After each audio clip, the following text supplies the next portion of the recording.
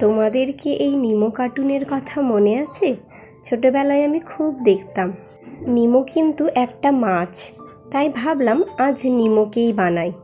আসলে বানাই বলাটা ভুল হবে, কারণ এইবারের ডিআইওয়াইটা কিন্তু বেশিরভাগটা আমার বোনই করেছে।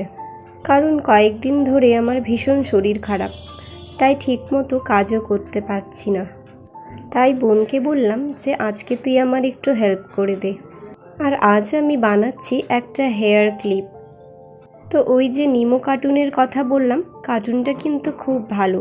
একটা ছোট্ট মাছ তার বাবার কাছ থেকে হারিয়ে যাবে, আর তার বাবা তাকে কষ্ট করে কিভাবে খুঁজবে সেটা নিয়েই কিন্তু কার্টুনটা আছে। গল্প করতে করতে কিন্তু আঁকা পুরো কমপ্লিট হয়ে গেছে। এখন এর সাথে এই হেয়ার পিনটা অ্যাটাচ করে দিলেই ক্লিপটা কিন্তু পুরো রেডি। তোমাদের কেমন লেগেছে অবশ্যই জানাবে কিন্তু। আজকের জন্য বাই বাই।